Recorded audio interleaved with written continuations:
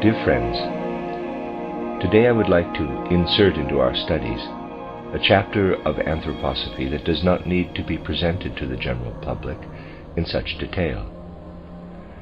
But we need it here for our examination of healthy responsibility and pathological irresponsibility, as the physician and the priest must know them. First of all, it is important that we look into the question, what is really inherited by a human being? What is not inherited and must come to the human being in some other way? In judging healthy and ill human beings, a great deal depends upon whether one can differentiate between these two, may I say, ingredients of the human being. The human being comes out of the spiritual supersensible worlds into the sense world. That means he combines what is given him by heredity with what he brings with him from earlier earth lives and life between death and the new birth. Then we see how he develops as a child, from day to day, from week to week. But if one does not perceive that he is a four-membered being, with physical body, etheric body, astral body, and ego organization, one is not in a position to understand his development, for then one does not see what part each member is playing in his development. They have different origins. They come from different worlds. First, the human being has his physical organism. The most striking phenomenon in the physical organism is this, that in the first period of his life, he has what we call his first teeth, which last until the time we call change of teeth. I would like to say that the teeth are only the most obvious thing that is changed at this time. But the fact is that the human being only keeps the physical substance which he received at birth until the change of teeth. He is constantly stripping that physical material from his form.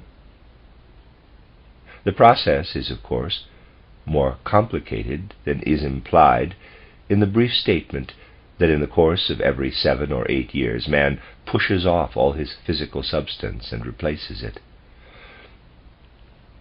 The fact is near to that, but one need only look at the change of teeth itself to realize that such a picture of the process must be somewhat modified. For if this abstract assertion were correct, we would have new teeth every 7 years. We get new teeth only once. The teeth are one of the things that are changed once and do not have any other renewal. They belong in this category in the most extreme sense. As a matter of fact, the course of human life is such that the older a man becomes, the more he retains of his old physical substance. A replacement of, by far, the greatest part of the substance does indeed take place in 7 to 8 year periods, but we must distinguish what remains behind. At the 7th year, it is only the new teeth that remain. After each subsequent period, there remain also certain parts of the substance that are not replaced, although the greater part is indeed replaced in the course of 7 or 8 years. Thus a basic statement can be made for the first 7 years. A human being strips away all the physical substance he had when he was born, keeps none of it, keeps only the forces that have lived and worked in it during those years. These forces have so appropriated the fresh, new substance he was constantly acquiring, that at 7 his physical body has been completely renewed, even to the teeth. And from that statement, dear friends, the understanding must follow that the principle of heredity, as our current natural science conceives of it, really holds good only for the first 7 years of life. It is only true for those first 7 years that the characteristics which a human being carries in him have come from his parents and grandparents. the physical body of those first 7 years provides, in a certain sense, a kind of model from which the artist working in the human being, who consists now in these years of etheric body, astral body, and ego, fashions a new physical body. We see how what he brings down from spiritual worlds, his individuality, his own being, and what he receives from heredity work together, may I say, in artistic reciprocal activity. If the human being is an inwardly strong individual, and brings with him an intensely strong inner astrality and ego nature, which in turn makes the etheric body strong, then we will see a young person shooting up, who from his inner strength keeps very little to the model, only copies it for his general form. Naturally, the universal human model must be preserved, and therefore an affinity is already there for the inherited human form. Features of it definitely remain beyond the change of teeth. Still, to thoughtful observation, it will be apparent that in the case of inwardly strong individuals, important changes come after the change of teeth, because such individuals follow only slightly the model they inherited. If we investigate such an individual, as the one of whom I have already spoken, Saint Teresa, we find that these particularly strong individualities resemble their parents very closely in the first 7 years, but then in the 9th and 10th years they develop in ways that surprise one, for then the real individual is emerging. In the strongest sense of the word, heredity only holds good for the first life period. What seems to appear later as heredity is not really heredity, but must be recognized as a copy of the model that was inherited. The copy may be more or less exact. Even so, it is not heredity. It is a copy of the inherited characteristics. The ordinary natural scientist considers this to be simply the principle of heredity carried further. But someone who really studies the nature of man will perceive that there is a complete difference, qualitatively, between the resemblance to parents before the change of teeth and the resemblance after the change of teeth. Before, the forces of heredity are active. After, the forces that copy the model are active. To be exact, one can no more say that a human being has inherited what he carries in himself between change of teeth and puberty than one can say of an artist copying the Sistine Madonna in the Dresden Gallery that his painting has caught the qualities of the Madonna through heredity. It often seems as if this were believed. You can see the particular kind of work the etheric body has to do. For in the years up to the change of teeth, the astral body and ego organization participate very little in the work. The etheric body forms a new physical human body in accordance with the model. Why does it do that? This is an unusual question, because one can't address such why questions to nature. It can only be a rhetorical question. By what does it do that? The etheric body does that because, like the child during his first 7 years, it is not yet able to receive other than a very special kind of impression from the outer world. Here we come upon an important secret of human evolution, a secret that answers the question, what does a child really perceive? The answer lies far away from present-day ideas. You will see what I mean if I present it in the following way. Man lives, shall we say, between death and a new birth, or conception, in the spiritual world. Plate 3 above. In the spiritual world he is surrounded by realities very different from those found here in the physical world. He comes out of that world, whose laws we might indicate by this line, white, into the physical world, yellow, and continues his life in a physical body which he receives. Now, in this physical world, the same forces work further, although they are hidden from human sense perception. They are here, red. If you look at a tree, dear friends, the same spiritual forces are working in it as those you encounter between death and a new birth.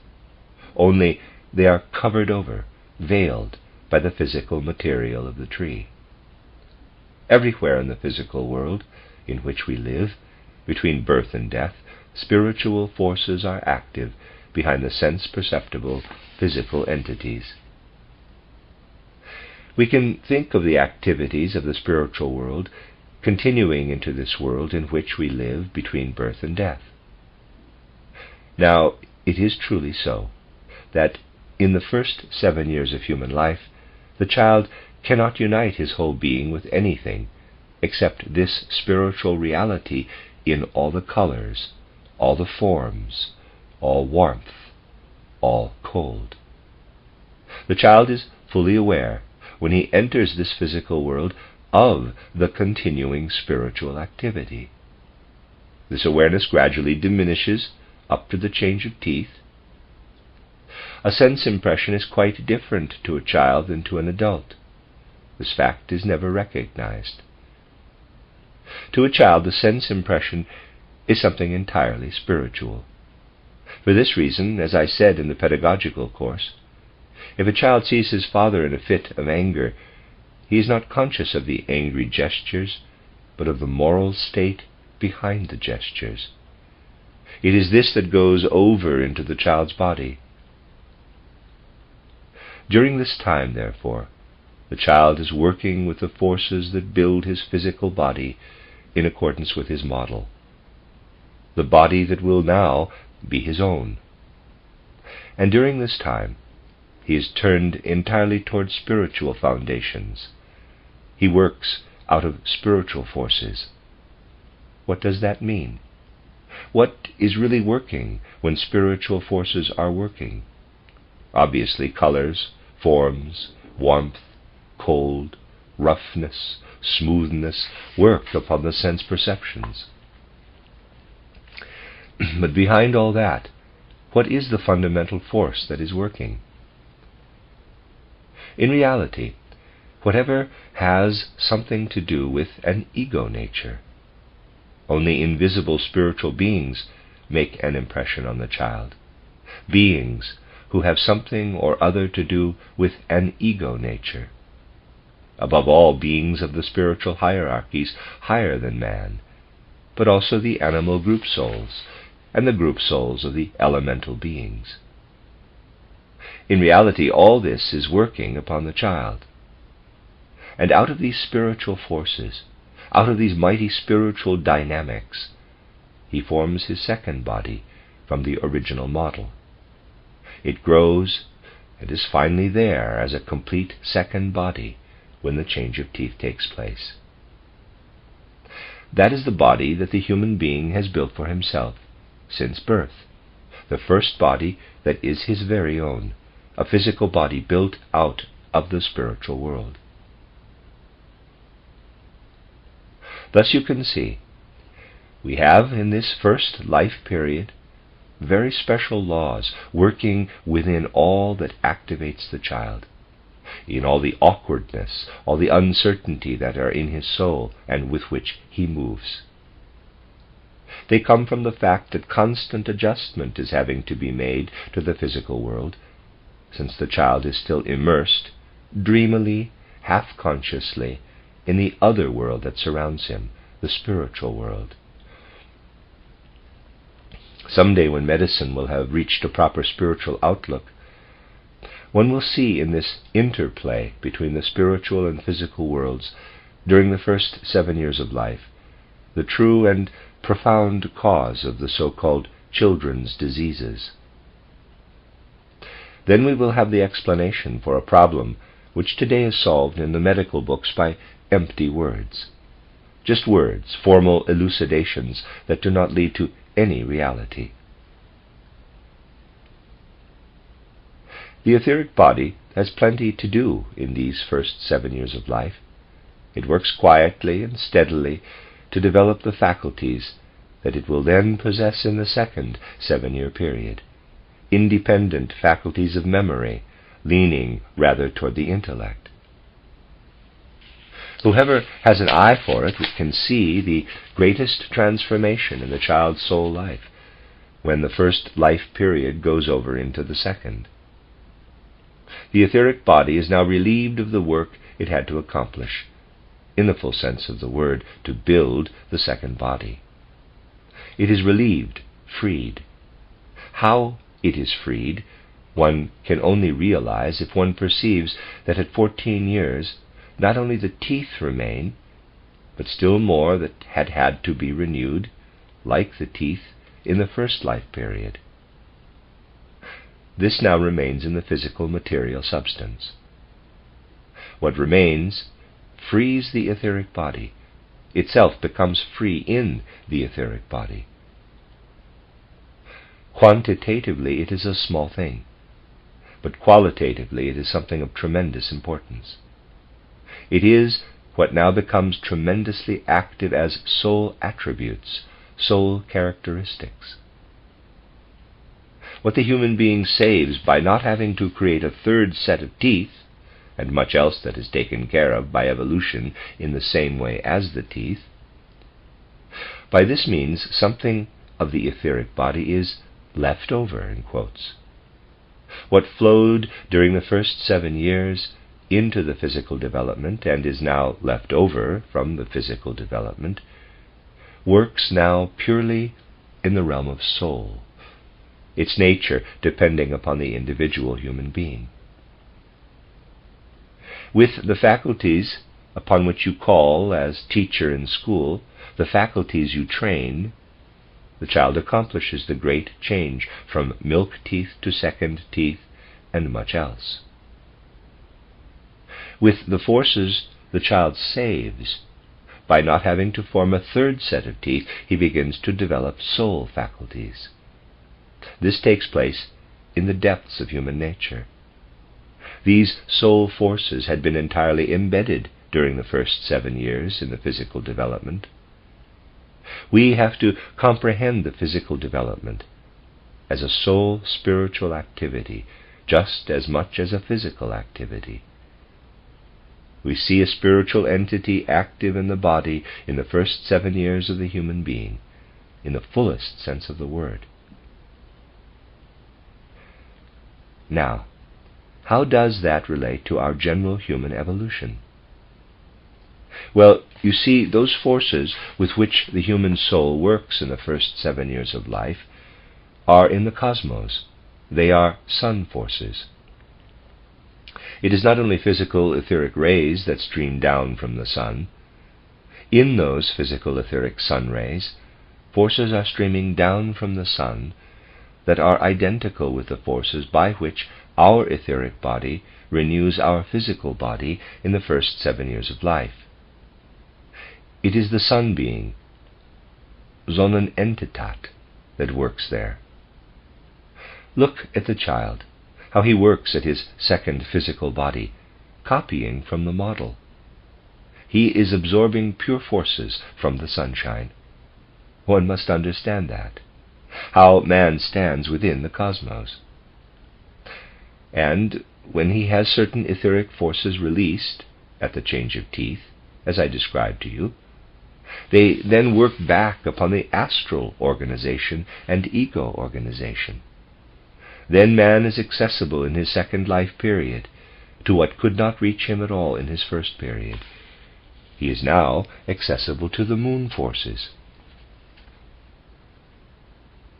The etheric forces in the first 7 years of life are sun forces. At the change of teeth, man becomes accessible to the moon forces. These are identical with the forces of his astral body. Thus, at the change of teeth, the human being moves from the sun sphere, in which, however, he also still remains, for it remains active in him, into the moon sphere. And now, between change of teeth and puberty, the human being works on himself with the moon forces.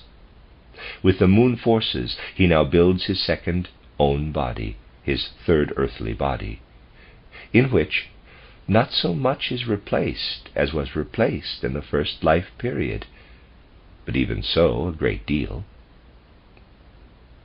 Again, forces remain behind, but they are now of an astral nature, and they are now transforming the soul. They were freed from their work on the body when the human being reached puberty. The human being has now reached a life period in which he manifests certain forces that are now free in his soul, forces that had had to work in his physical body between 7 and 14. So we work entirely in the first life period with what comes to us from the sun. And with the schoolboy, between change of teeth and puberty, it is sun forces that have now become free for his soul activity. That is the great, powerful fact we find in human evolution, that if one is educating a child's soul between change of teeth and puberty, one has to do purely with sun forces. The child soul is so intimately related to it, lives in the sunshine. One's heart can rejoice in such knowledge. The knowledge really sheds light on the relation between man and the cosmos. Moon forces are active in this second life period in the bodily development. They are not yet freed for the soul life. They become free at puberty, and then they join the work on the soul. The change that takes place in the soul life at puberty is caused by the fact that moon forces are now impressing themselves into the soul life.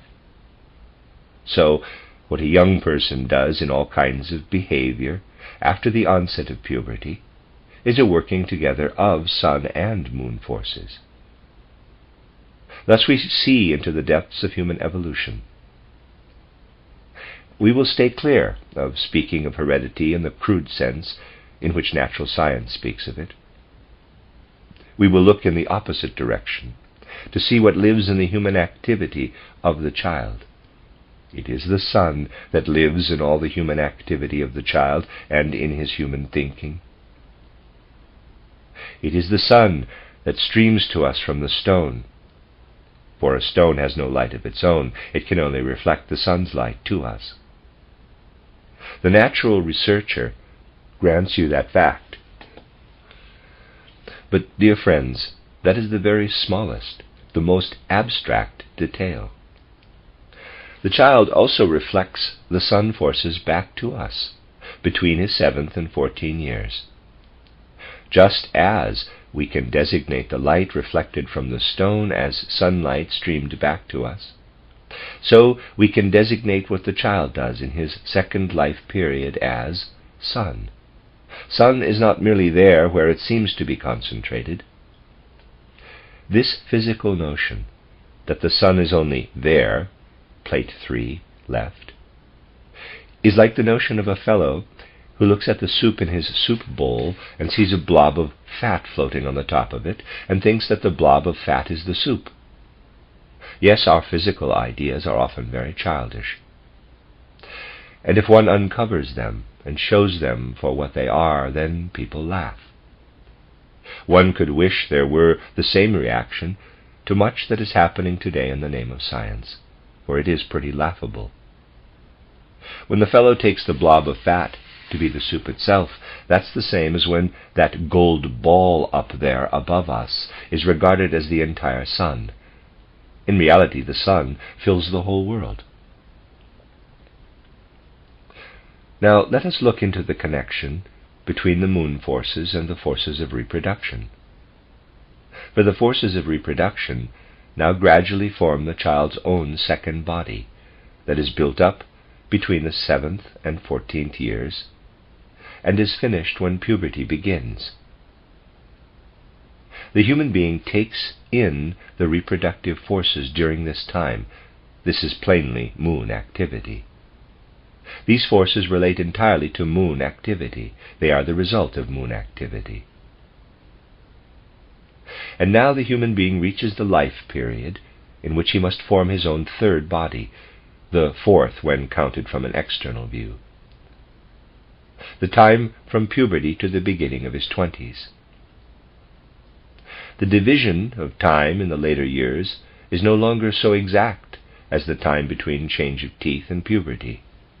Now there is always more physical substance remaining behind. It stays fixed in the human being.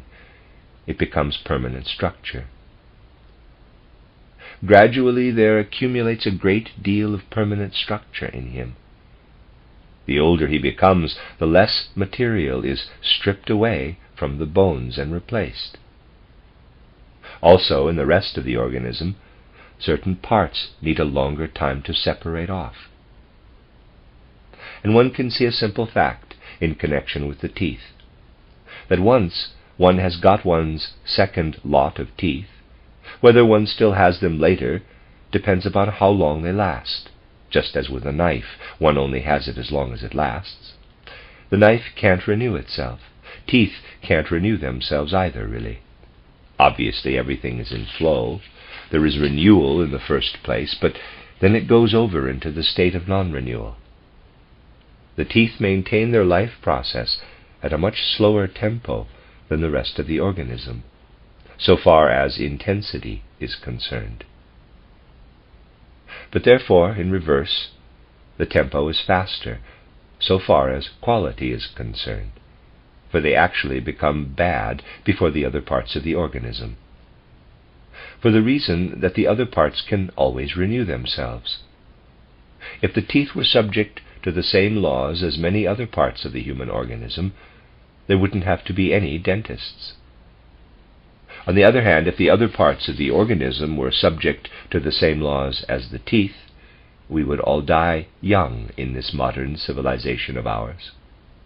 And then probably this part of Switzerland, where they say that dentists are so busy because people's teeth are so bad, would not be so fully populated, for it would be in bad repute as a place of early deaths. That's how things hang together. But now you must go on. The human being is active in his organism in the first 7 years of life with the forces of the sun, in the second 7 years with the forces of the moon. In this second period, the sun forces remain, and the moon forces combine with them.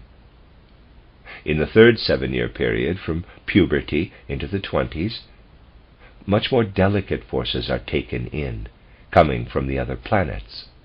Now these other planetary forces appear in man's growth process, and because they work much less strongly than sun or moon, their influence upon him is outwardly much less visible. They had been working in his body between the 14th and the 21st years, and now at 21 it is hardly noticeable, but they begin to work in the area of soul and spirit. Whoever has insight can see this remarkable change. Up to that moment only sun and moon have spoken out of human deeds. Now planetary forces modify that sun and moon activity. Actually, people's coarse methods of observation afford very little sense for grasping this change, but it is there. You must realize that for someone concerning himself with a human being in health and in illness, a knowledge of these connections is necessary. For what do we really know of a human being, shall we say, in his 11th or 12th year, if we don't know that the moon forces are working in him? But now, how does it go on from there? After that period, even though there are continually fewer parts to be renewed, still the human being must renew them. Now, you see, up to the 21st, 22nd year, sun, moon, and planets are working in succession into human growth. Then from the 21st to the 28th year, the constellations of the fixed stars work. To be sure, this escapes ordinary observation. Only mystery wisdom tells of the entire zodiac playing into the human being between the beginning of his 20s and the end of them. Then the world becomes severe. It no longer wants to work into man. It becomes harsh. Of this strange new relation of the human being to the world in his 28th, 29th year, that the world hardens toward him, of this today's science hardly knows anything. Aristotle taught it to Alexander when he told him, "Then man pushes against the crystal heaven and finds it hard." Thus the crystal heaven, beyond the sphere of the fixed stars, acquires meaning for human comprehension. And one begins to realize that when the human being comes to the end of his 20s, he finds no more forces in the cosmos for his own renewal. Why do we not die then at 28 years? Well, the surrounding world does in fact let us die at 28. It is true. Whoever sees man's relation to the world, whoever looks consciously out into the world, must say, "O world, in reality you sustain me only until my 28th year." Only when one realizes this does one finally begin to understand the real nature of the human being. For now what happens to him when the world withdraws its formative forces, forces which previously he had always been free to use to build himself up? What happens now? The following happens at this remarkable moment when the human being in his 28th year begins to show clearly that the earlier forces of growth are now completely gone. Some people begin at this very moment to die off. Some hold on a little longer to the forces of growth that are flowing away.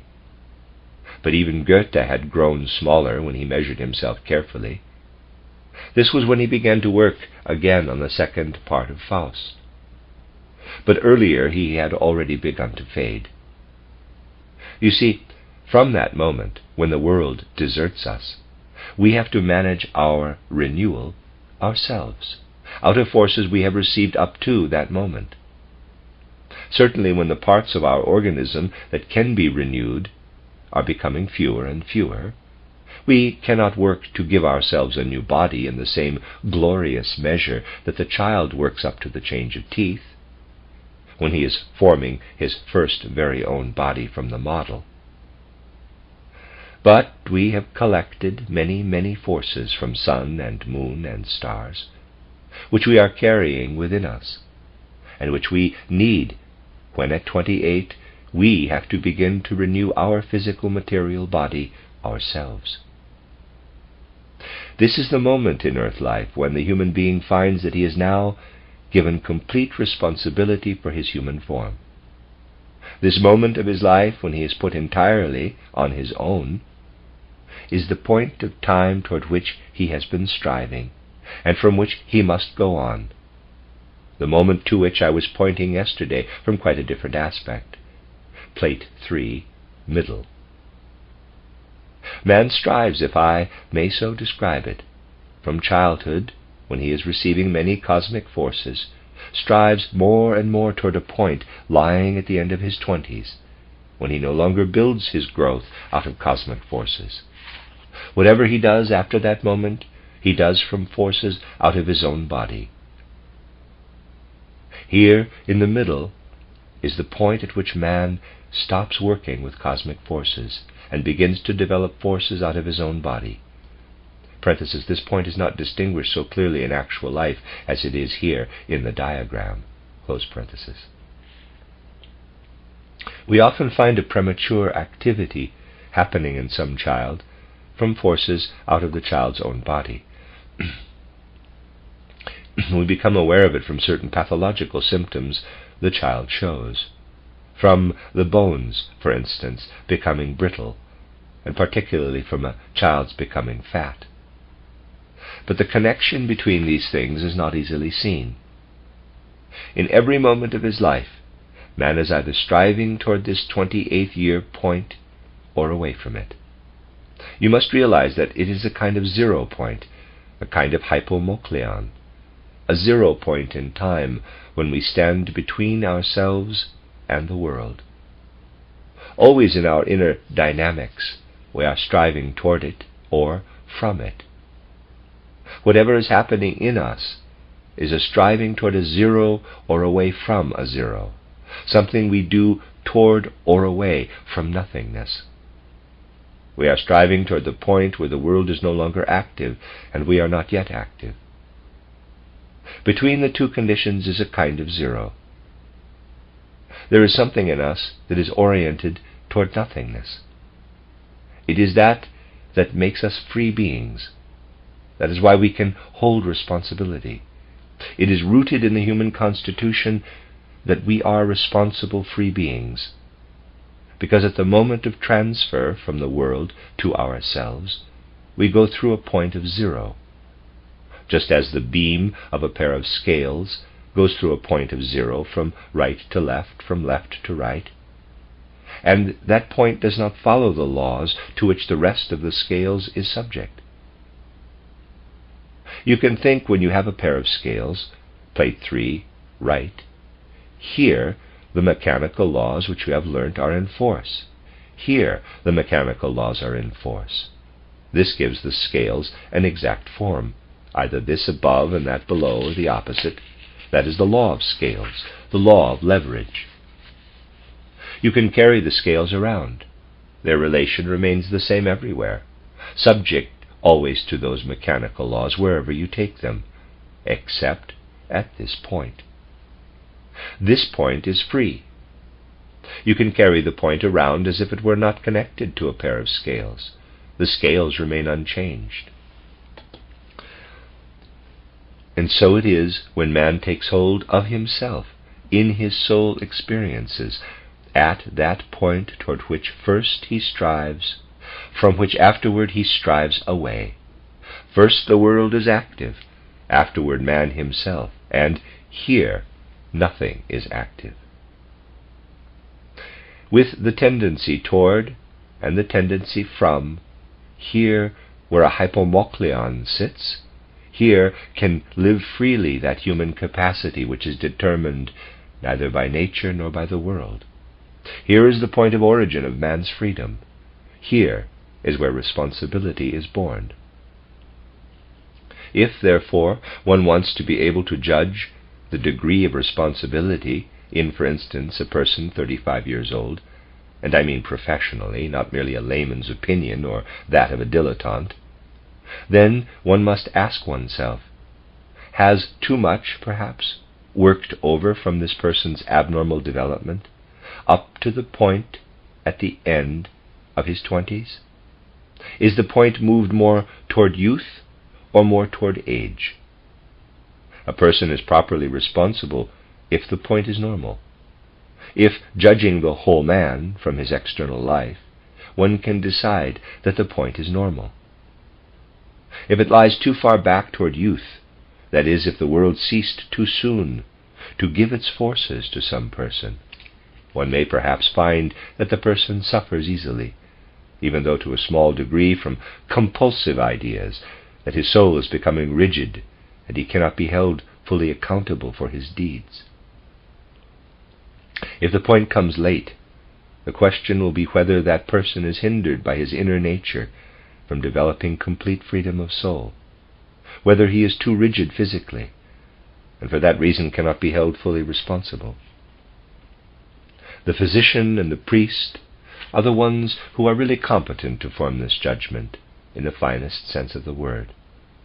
They will know that they can judge pretty accurately from a person's appearance what his development has been, whether he is in balance, whether one can say that his life hypomokleon is at the right spot, that is, at the right point of time, or is too early or too late. We will discuss the person's physical appearance later, for even an intensive study of physiognomy belongs to pastoral medicine. These are the things that in the old mystery wisdom were regarded as very important for judgments of human life. They are things that have been forgotten and that must be brought again into our knowledge of the human being, if that knowledge is to have any beneficial influence, if it is to be active in the right sense in medical and pastoral activity. More about this tomorrow.